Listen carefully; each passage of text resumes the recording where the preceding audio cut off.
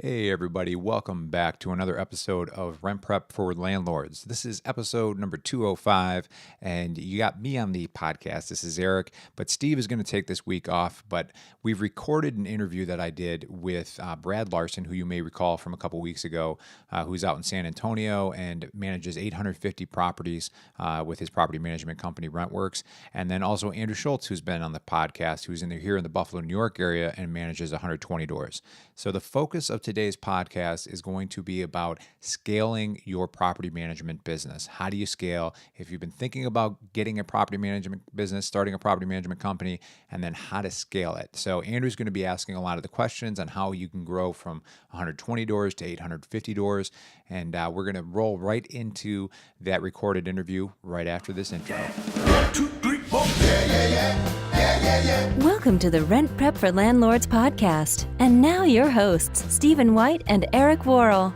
I want to welcome Brad Larson to the show. How you doing, Brad? I'm doing great. Thanks for having me on. And if you guys listen to our podcast, you're familiar with Brad. He was on a previous episode where we were discussing some in the news topics. But I wanted to have Brad on this live Facebook broadcast because Andrew actually originally brought Brad up to me and said that he listens to his podcast called the Property Management Mastermind podcast. And I've listened to a few episodes, very informative stuff. And Brad, you've kind of like figured out how to scale a property management business. At this point, how many doors are you at currently? We're at 850 plus, and then we should be at about 1,100 by the end of the year. So Okay. We're scaling up nicely that way. And your company is called RentWorks, WERX, right? RentWorks, and we're here in San Antonio and starting to branch into Austin now. Oh, very nice. I didn't know that. So, Andrew, as a quick refresher for somebody who maybe hasn't seen this show before, you want to let people know where you're from and kind of what you got going on in your area? Sure. I am an associate broker with Realty Edge in Buffalo. I have actually run the property management division here, and we have about 120 doors under management here currently. And I'm super excited to be on a podcast with Brad of all people. Eric, you're kind of getting, redundant. I'm old news. Old hat. Oh, absolutely. Just to plug the podcast again, I've been listening to Property Management Mastermind. That's one of my weekly listens for probably the last 5 or 6 months now. So it's a super good podcast if you're in property management and you're kind of at that stage where you're looking to start scaling or looking to learn best practices or whatever the case may be. That is one of the best podcasts out there in the property management space. The thing we're trying to do with that podcast is I'm trying to make it where it's the questions that you would want to ask somebody or the interviews you'd want to hear as a property management company owner or even somebody involved in the industry. And it's not focused. I'm not a vendor as far as I'm not trying to really sell you anything as far as I'm not coaching. I'm not doing any of that stuff. So it's really an honest podcast where, yeah, we get some infomercial type stuff where we get vendors on there and we talk about it, but it saves you potentially all that time trying to connect with the vendor. A great example is we talked to the key renter guy, Aaron Marshall, last week. And if you're ever interested in franchising or getting into a franchise, the barrier to talk to those guys is intimidation. You don't want to get wrangled into a 2-hour phone call and have to sign a bunch of disclosures just to find out a couple questions about, hey, is franchising really something I'm even interested in at all? Right. And in that podcast, you picked up everything you need to know just from that one conversation he and I had. Yeah, that was a really good podcast. The other one that sticks out in my memory recently is the gentleman who does the insurance policies. That was a very enlightening podcast, and that was maybe 2-3 weeks ago. Yeah, so that's definitely that was a great podcast. 36, and we did basically it was a question and answer session. I mean, I'm the dumb property management company owner, and I'm just trying to answer the questions like, what insurance do I need? And we went through all the scenarios. It was really informative, and it posed some answers to the big questions. And not to get into it here, but I think that was really informative. And so it kind of gives you a lead in to at least contact your local insurance guy or gal and find out more about kind of the stuff you need as a business. Because you have 3 facets. You have tenant insurance, owner's insurance, for landlord insurance. Then you have your business insurance. You got to worry about all 3 of those things connecting into each other. Yeah, absolutely. As we get started here, just a quick, wanted to say hello to Debbie, who says, good morning, gentlemen. Thank you for the comment. This is a nice excuse to remind people, if you do have questions, this is a live broadcast, so you can comment with your questions below as we're kind of talking through this. And I know Andrew's got a heap of questions he's going to ask Brad as well. So Andrew, why don't we get started with that and start with your first question. What do you got? Actually, before we jump to that, I will mention, make sure if you're commenting, because I know I've got it shared on my page and then on my business page as well. I know you've got it shared in the Rent Prep group. The comment has to be on the rentprep.com page, or we won't see the comments. We won't be able to answer that. So if you're commenting, just make sure you're in the right spot. Yep. Brad, thanks for taking the time to talk with me this morning. I really appreciate it. Like I said, I'm super excited because I know I've been watching your management company and listening to the podcast for a while now. I'm kind of at that point where I'm getting ready to scale. I feel like we have quite a bit of the systems type stuff down. There's obviously gaps that need to be filled in certain spots and things like that, but we really want to take this thing from, say, 120 to 300 doors sometime in the next year, and then hopefully 500 the year after that, and so on and so forth. And I guess my first question would be, what are the most important pieces to have in place before you begin to scale a property management operation? A couple of key points you just mentioned is you said the word hope and you said want. So what I would recommend is you sit down and set up concrete goals first thing to say by 1 January 2019, we are going to add 40 homes into the inventory and scale up from there as far as go up funnel to figure out how many leads it's going to take you to get to 40 new signups or 50 new signups. Same thing with you're going towards the next year into 19, establish a quarterly annual goal for what you want to add in to the property management company, factoring in a 15% loss rate. That's a kind of an industry standard is 15%. Maybe you have 5%, maybe you have 25%. For example, the last 2 years, we've had 20% fallout. And those are from 15 to 16% of those are from sales. I mean, the reluctant landlords, when they vacate out of here and they PCS out of the military city, USA, they're going to eventually just sell their property. And when the market gets good, that first opportunity, when the tenant's coming up to vacate, they just go ahead and sell it. And so we've been losing 20% the last couple of years, but we've still been growing tremendously. Last year we added 364 homes to the rolls, almost one a day. And this year we're planning on adding close to 400 to 450 homes. And so it's going to be another good year. So back to that, where I'm going with those numbers is I'm reflecting the point that we set up those goals long in advance. So the talking about I hope we get to this point, eliminate that out of your mindset and say, no, we're going to get to this point by this year in 2019. Here's my goal. This is what we're going to do. Now, to do that, let's go talk through that. To scale up, it's really going to come down to leads, generating leads. Leads equal phone appointments. Phone appointments equal in-person appointments. Those in-person appointments equal signups. Signups equal lease agreements. Lease agreements equal revenue. It's like all that way through. Right. So to generate more leads, that's going to be some of the challenging things that we want to talk about here.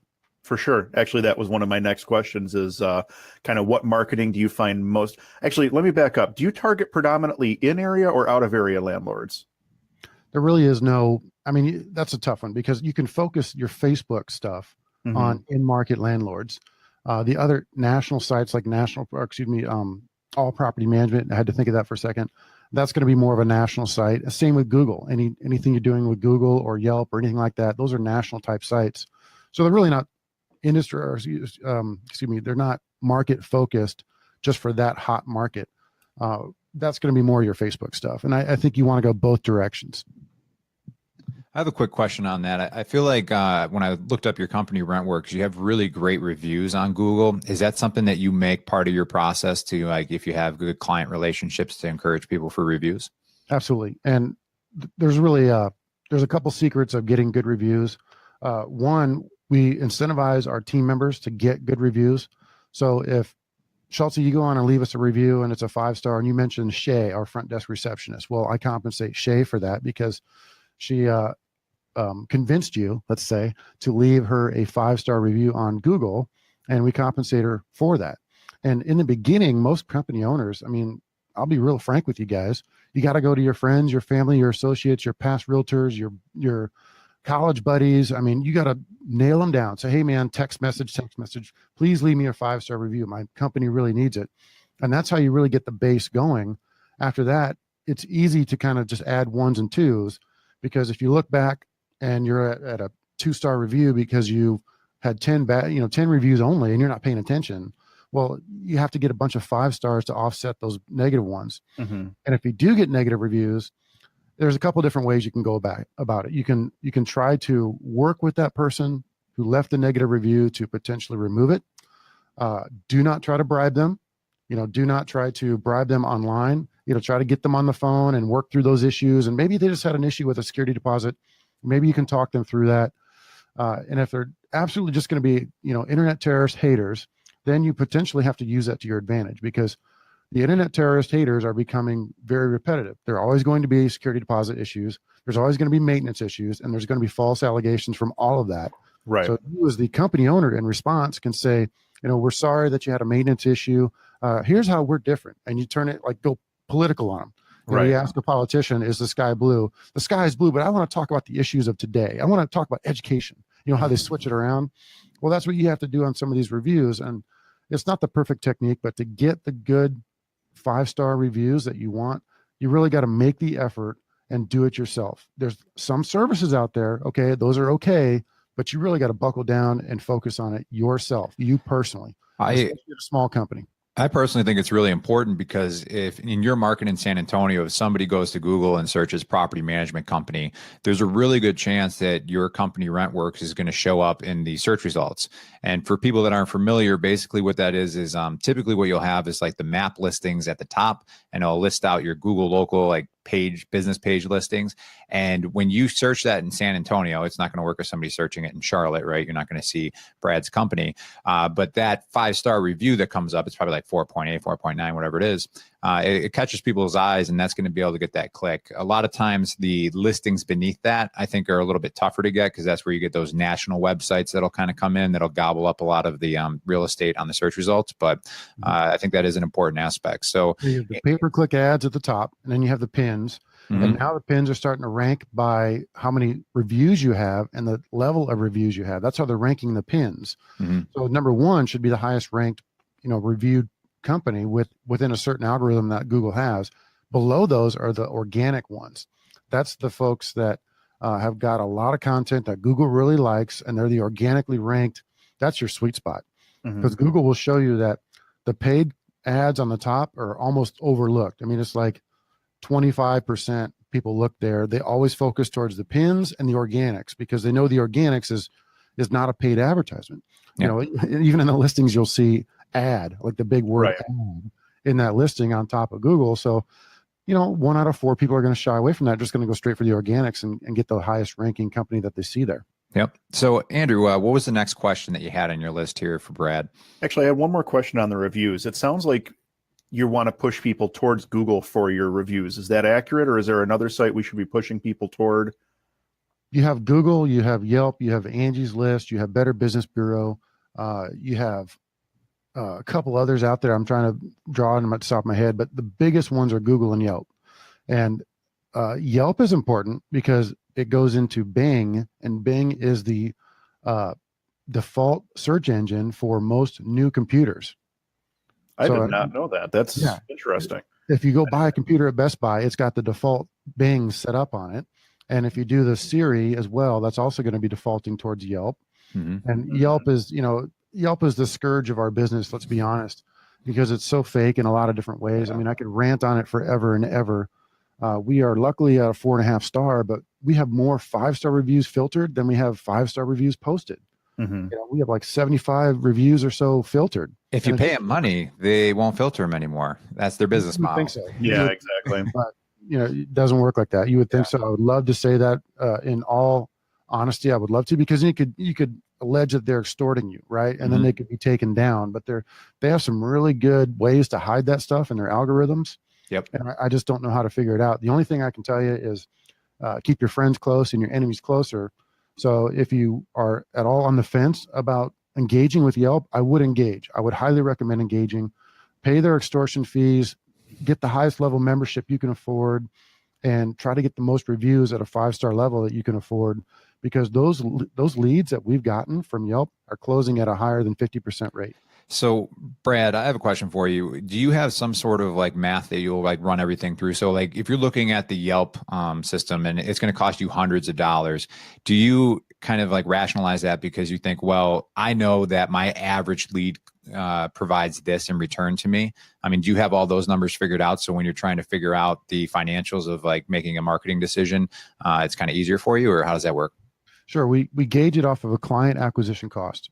And it's a term we use, CAC, client acquisition cost. And eventually what you end up doing is you factor in your business development team members, like your staff, if you have any.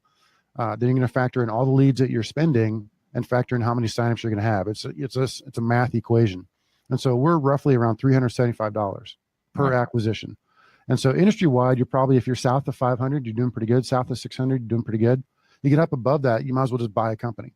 You know, you can maybe buy a company around there for $800, $1,000, $2,000 a door. If you can keep your client acquisition costs at a quarter to 1/5 of that actual acquisition cost for a large company, it's a reverse of the 20% profit margin. Okay. So that's where that math comes from. And going back to that on the client acquisition cost, that's really something you want to track into you developing your next key crucial hire, which is going to be business development. So either you are going to be the business development person, you yourself, and you start to slice off any of the operations to somebody you bring on, or vice versa, you handle the operations. And I think you're better off by slicing off a good business development person and getting them going. Your job as a business owner is to make it rain, generate those leads. You need a good business development person to go out and seek out, do nothing but follow-ups, get into Lead Simple. Lead Simple is an excellent CRM program, and do nothing but chase those owners to get those deals, because you think you can do, I can do everything myself. And, you know, one of my biggest mistakes when I was where you were at 125 homes doing everything myself, I'm like, I'll just wait. And then we waited till we were double in size till we actually hired a business development person. And I made that mistake. I really should have hired somebody at your size, 100 plus, 125 units. I really should have bit the bullet and hired somebody. And some folks are thinking, well, how do I afford that? That's an internal business decision. Is you're going to have to figure out a way to make it work. You could do a high commission structure. You could just pay somebody. Here's a good example. You could pay somebody for every door they sign up. If you can generate the leads and then you can get a realtor trained up, you can send out that realtor to do all those appointments for you and all those follow-ups for you, and pay them $300 or $400 or $500 a sign up. So there's no salary. You're only paying for what you get delivered. Okay. So that's a pretty good technique in the start.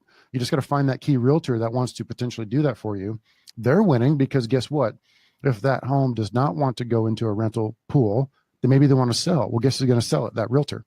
Okay. Or you guys work out a split referral fee. If you can make it rain, realtors are going to love the opportunity to go out and meet people and either get them to sign up for property management and or get them to sell their home. If they sell their home, though, make sure you have a very hefty referral fee back, because they don't want them poaching your potential property management leads to sell. Interesting.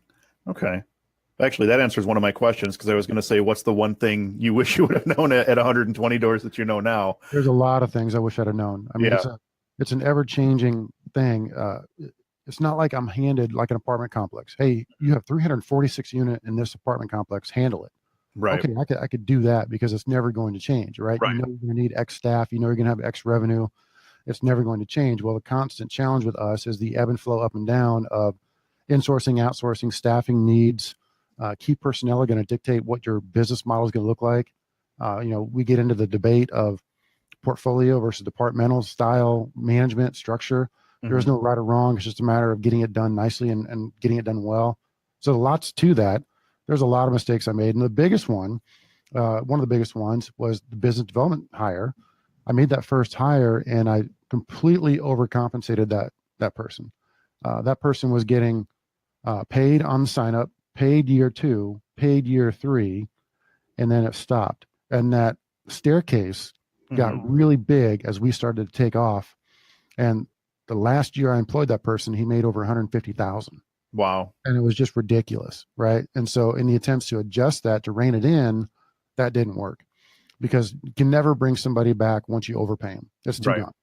So that was one of my big mistakes. In the end, it worked out because we had a great year last year and a pretty good year the year before. So it worked out for the best. Everything happens for a reason. But my mistake was, had I learned to potentially find a realtor like I just talked about and pay them $300, $400, $500 per sign up, and then fed them as much as I could as far as the leads, that's really where the key lies. Because that person For some reason, they took credit for all the success. It's like mind-boggling because we handed them lead after lead after lead. We handed them the lead, and then they took the credit for the signups. Well, you should know that Caitlin Lashley, who's a property manager, I believe, in Rochester, New York, says she would love to be that guy. So if you are looking to hire that person for $150,000 again, I'll connect you with Caitlin. Well, probably not. Yeah. So Andrew, what do you got next on your list of questions here? Brad, what would you say the most advantageous lead sources that you've worked with would be? You've mentioned All Property Management a couple of times on podcasts and things like that. But what would you say maybe your top 3 or 4 lead sources would be? All Property Management, Facebook, and Google. Okay. And let's talk one each. So All Property Management, you're going to spend $75 to $100 per lead. You want to be in the top 3. Does not matter if you're overpaying. Honestly, you cannot overpay in All Property Management, in my opinion. My 3rd lead that I got with them in 2012, the guy still works with us. We managed 14 of his homes here in San Antonio. That was the 3rd lead, and I paid $70 for it. So when you say you must be near the top, you mean like the top of the listings on their website? Correct. All Property Management will list. Now, like you'll go in there and say, I have a home to manage between 0 to 300K or 300K on up, whatever their slices are. And then you're going to put in a zip code. Whatever zip code you put in for your area, make sure you're at the top 3 in that hit. I would say go overpay and be at the top 1. Now, the downside of what All Property Management does is you'll pay for the lead, then they'll ask the potential client if they want that information presented to 5 other property managers. And so they're going to blast the lead out to 6 property managers. All of you are paying, a high amount for that lead, and he who hits them first often wins. Right. So the key there is to figure out a way to tie that into potentially like Lead Simple, for example, where an automatic text message would go out as soon as that lead comes in. So you've heard basic follow-up techniques. This is nothing new to any new show, but being the first one in line will get you the business 6 to 7 times out of 10. Okay, so drop everything, call them, drop everything, send a text message. If they're local, invite them into your office. If they're contacting you for a reason and they're at their vacant home, get in the car and go to them that day. Okay, don't dawdle around on that. You got to be really aggressive, which is why a business development person who has the time to do that, first coming on podcast shows and asking questions, right? You don't want to be missing a lead right now when you're babbling with us. Makes sense. Number 2 on that is Google, and skipping past that because we talked about it. Let's talk about Facebook. Facebook is doing some interesting stuff right now. They have this they want to be a replacement model for Craigslist right now. They've got this Facebook marketplace thing going. Well, guess what? For rent by owners go on there and advertise their homes for rent. Okay. I'm letting the silence sink in. That's an easy place to go look for owners. You have that, you have militarybyowner.com, you have Craigslist.com. Those FRBOs, for rent by owners, they're essentially crying for help, right? And you have to go in there and educate them. Yes, Mr. Owner, I see you're advertising this unit for $1,000. Well, what if I could tell you I could make you at $1,100, cover my own fees? Would that be something you'd like to talk about? Well, how are you going to do that? Well, through advertising, through top-notch screening, through our good systems in property management. We're going to bring in the best qualified applicant. All you're doing right now by putting it on Craigslist and Marketplace is asking for the strippers to apply. Okay. The folks with no income and want to pay you cash with a sob story. But what we do is we do it better. We fully screen. We fully have this documented. We have screening criteria, et cetera, et cetera. You go through your points of difference with them, and that could be a lead there as well. But you got to have somebody, or you got to be the person that's actually going to physically reach out to them. So now, do you try to sign them on a management agreement, or do you try to sign them onto like just a one-off leasing agreement and then try to convert to the management agreement once you place the tenant? It's either or. I mean, your sales techniques are going to be dependent on your market. Our leasing only program, I consider that to be the gateway drug. Because we want to get them into full management.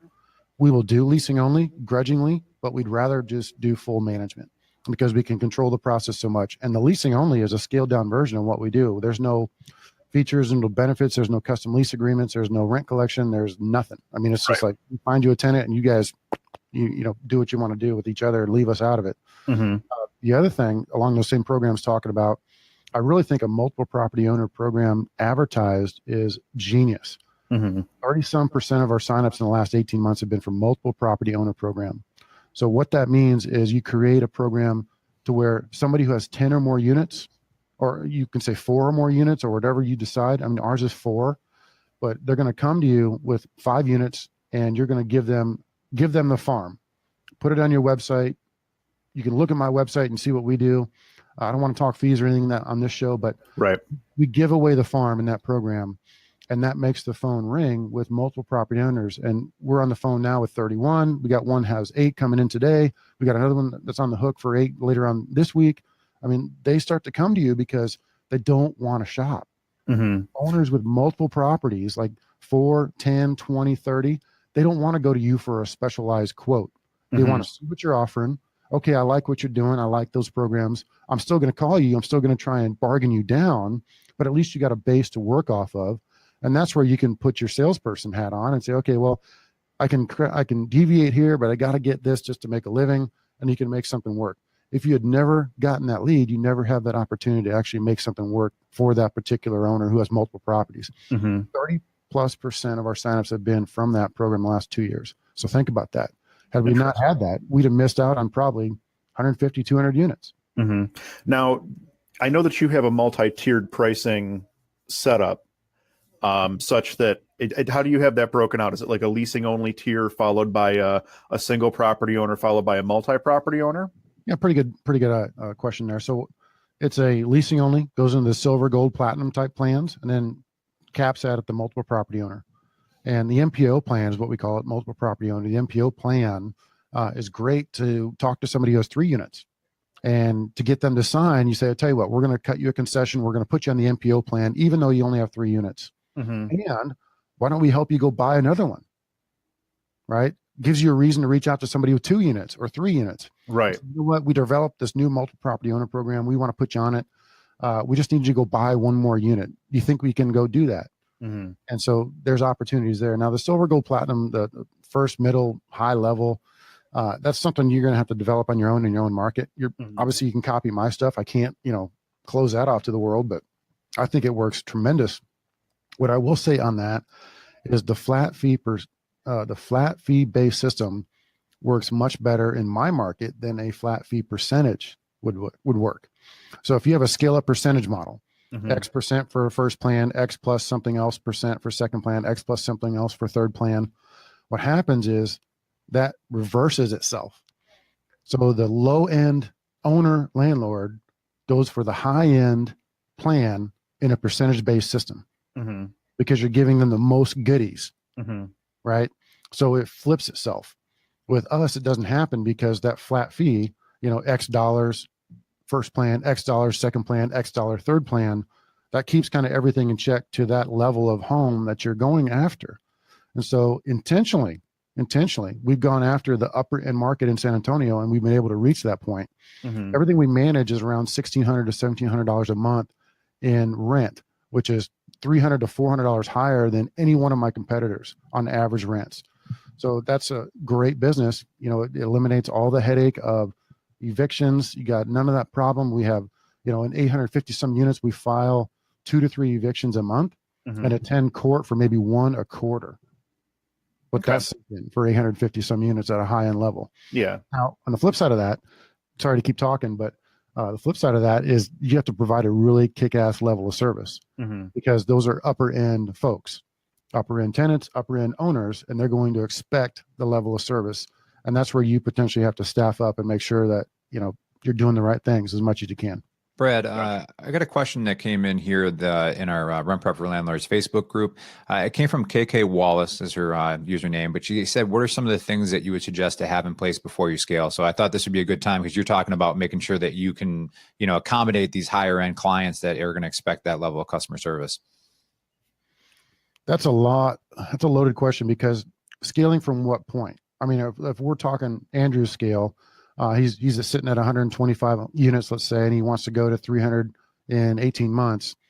Some of the things that I would suggest that he have in place to scale are the staffing to include business development. You're much better to have growing pains from business development than trying to do everything to be ready for growth and not have any growth. Mm-hmm. Okay, so it's the cart before the horse concept. You got to have the leads, you got to have the signups before you can even figure out what's going on with the staffing. Does that make sense? Yeah. So Absolutely. You'll fail. I mean, you'll okay, now we have 20 new units this month, and somebody is not getting called back, or somebody's not getting emailed, or this home's not being marketed soon enough.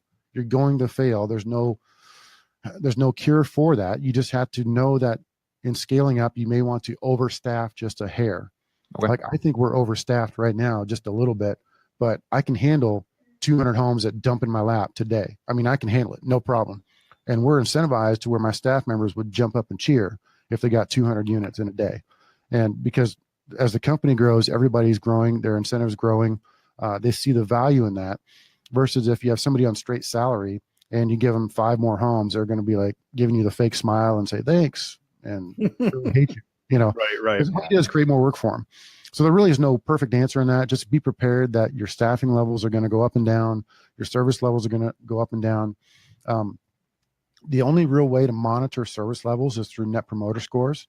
Mm-hmm. And I've been a big fan of those, big proponent of those. We use that through SurveyMonkey, and we'll physically call people and get surveys from them for every survey you can conceive of. I mean, you got your new owner sign up survey, you got your new tenant 30-day sign up survey, you got your maintenance surveys. You could even do exit, post-mortem surveys if you really wanted. But the big 3 there are going to help you keep those NPS scores. Brad, I'm sure a lot of the people that'll be listening to this are familiar with NPS scores, but maybe just don't realize that they've seen them a bunch. Can you explain what that looks like? Because it's a really simple, just one question survey, right? Right. It's a Net Promoter Score. And so what we end up doing is our team members call. Let's do the one example, and I'll walk you through the whole thing so you really get a deep understanding of it. So the maintenance survey is we're looking for an NPS score, a Net Promoter Score from that. So as soon as a maintenance work order is completed, our team members call the tenant and said, hello, tenant, this is somebody from RentWorks. And on a scale of 1 to 10, how would you rate the service that you got from RentWorks for the repair? Would you recommend, on a scale of 1 to 10, would you recommend RentWorks to a friend or family member? What happens there is you'll start to compile that data inside of, let's say, SurveyMonkey, and you can use those analytics however you want. You can look at them by the week, by the month, by the quarter, by the year. It's really a neat way to track your service levels. And so we're sitting at about an 85, 86 on our maintenance for an NPS score. And it goes from a minus 100 to a plus 100. So it's kind of like a speedometer. And so plus 85, 86 is really good. And so I monitor those every week and look at them. And we do a weekly maintenance inventory meeting that's actually today at 11. And we go through those scores. And if we start to see drop, like what happened? Mm-hmm. Well, this vendor no-showed 3 people. Really? Okay, we got to fix that. Right. That's how you stay on top of the service levels through that NPS score. And that NPS score, I believe SurveyMonkey offers like benchmarks for your industry. So it's compared to what other people in your same industry are sending out for surveys and what kind of responses they're getting, right? Yeah, SurveyMonkey is very powerful. I really dig it. It's not that expensive, and it's a great way to record those phone conversations. Now, you're not recording them, the audio of it. What you're doing is you're logging into SurveyMonkey, and then you're calling a potential tenant in this one example, and you're recording their answers, like you're recording that for them via phone. Mm-hmm. Because here's why. We get a 65 to 75% answer rate from the phone calls we're making. And if you leave a voicemail, that's still really darn powerful. It shows them that you care. Even if you don't get a survey response, leaving a voicemail with somebody is hugely powerful for our service levels. And then, so the next time they may answer that phone call.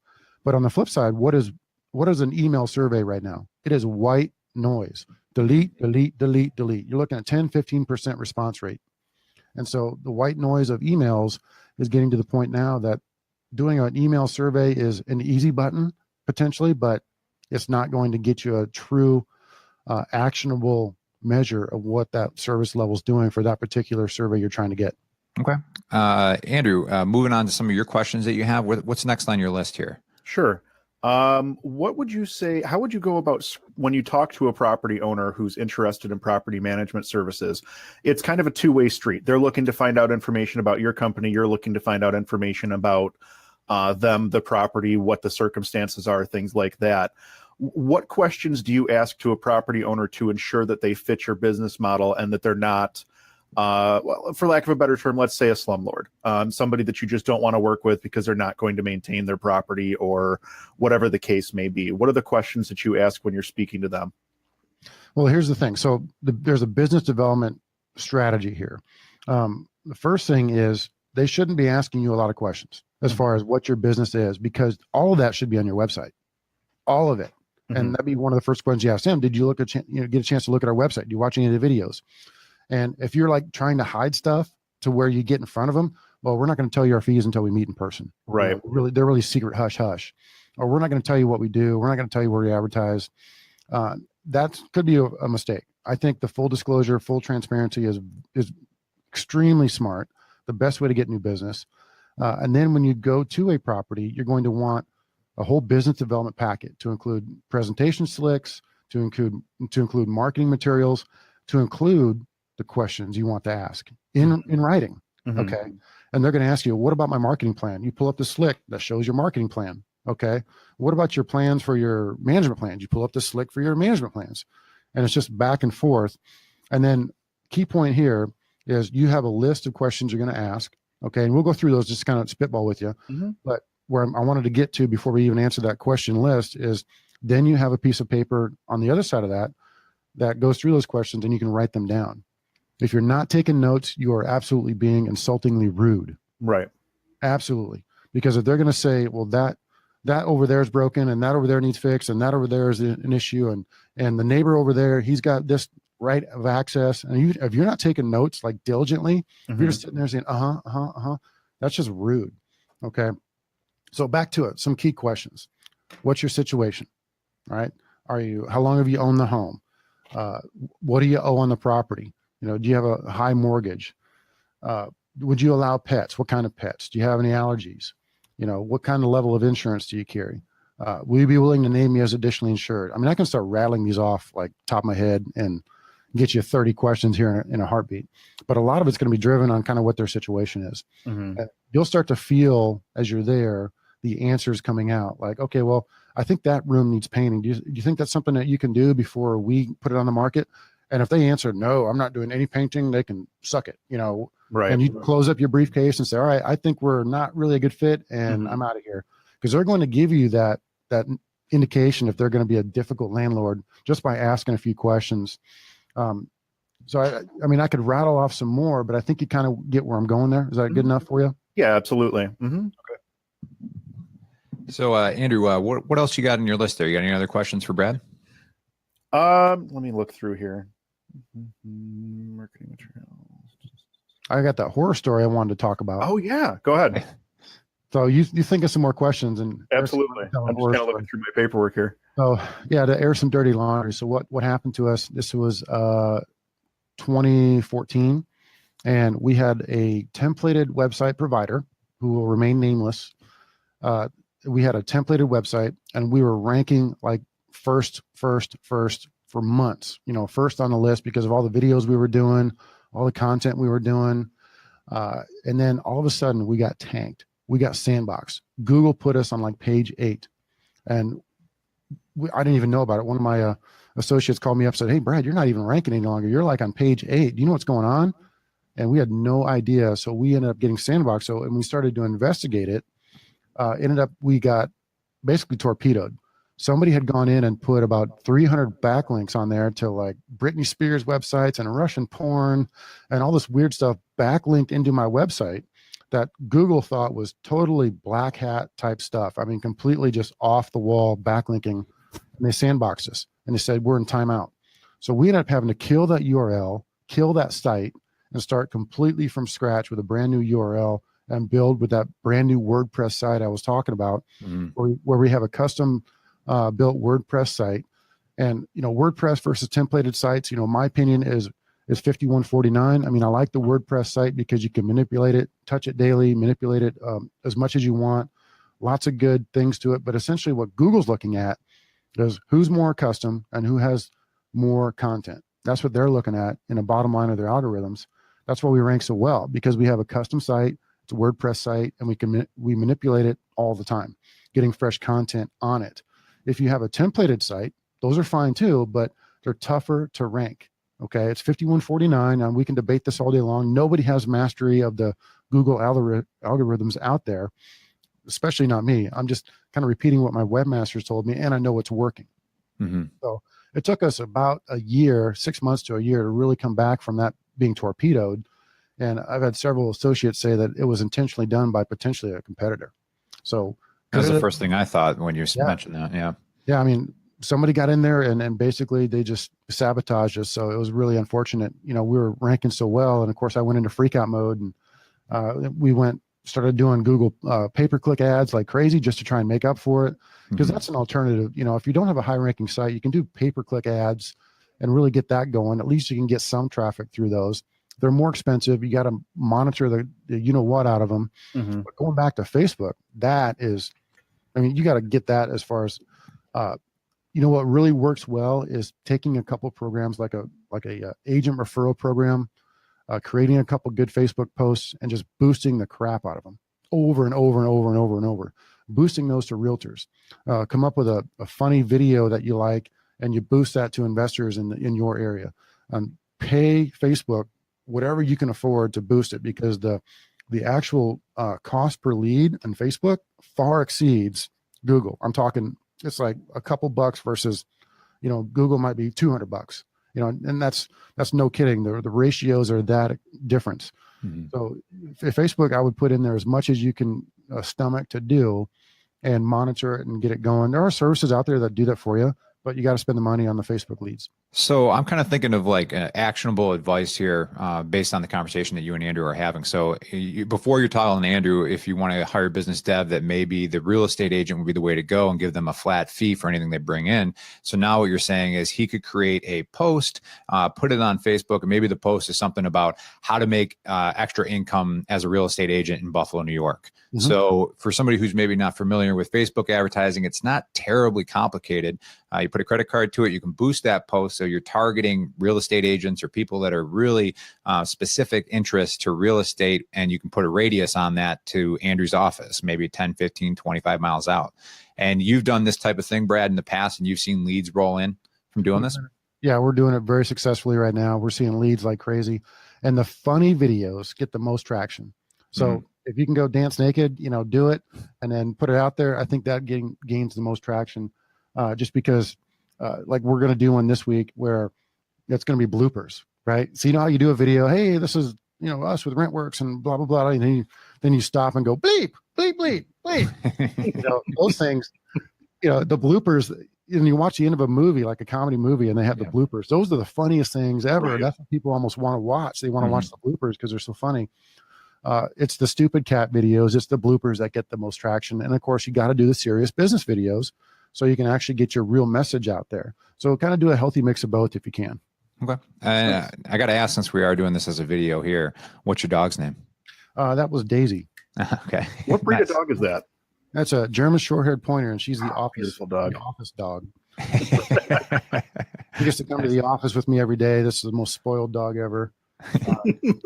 When we're not podcasting inside of here, we're letting her run through the office, and she greets tenants and vendors and owners, and Nice. you know, the staff likes her. At least as my wife says, they tell you they like her. Yeah. That dog looks a little bit spoiled. That's where you should be getting your reviews, is from the dog. Yeah. And we use her for marketing stuff. I mean, if you look at the website, one of the things that pops up in the bottom right-hand corner is like a chat feature, and got a picture of Daisy on there saying, "How can I help you?" You know, those things. I mean, we don't need to take ourselves that serious, because we are a serious business, but everything can be done with just a hint of humor, and life is better that way. Right. Absolutely. Very cool. I like it. Andrew, you got any other questions, or does that kind of sum everything up for you? Yeah, this was super enlightening. I really appreciate Brad taking the time and speaking with me today. And this was great. I've got a whole couple pages of notes here that I can kind of skim through and reference over the next day or so, and kind of come up with a game plan. Good. Been a pleasure. So yeah, if anybody wants to listen to the podcast, just go to the propertymanagementmastermind.com, propertymanagementmastermind.com. There's a way to log in there. You can do these through iTunes. You can syndicate that through there, and leave us a 5-star review inside of iTunes. That would really help us. So if you get an opportunity to listen to the show and you like an episode, one of the highest ranking episodes was Tim Melton, and he talked about growing a management company inside of multiple markets. And so that's gotten the most downloads out of all the episodes. So clearly everybody's focusing on the growth right now, just like our questions, Andrew. And so we're going to be doing a lot more episodes on that as far as, growing, how to grow, how to handle the growth. There's so many things around that, and we're creating all kinds of episodes and products to help with that. Nice. Very cool. Well, thank you, Brad, for your time. And Andrew, thank you as always, as you're here every week. So, because you're old hat just like I am. Brad's the new guy here. But yeah, we appreciate your insights, and hopefully everyone got a lot of helpful advice on this, on how to scale a property management business. So Happy to come on anytime, guys. Have me back again. All right. Absolutely. Very cool. Thank you. All right. Thanks.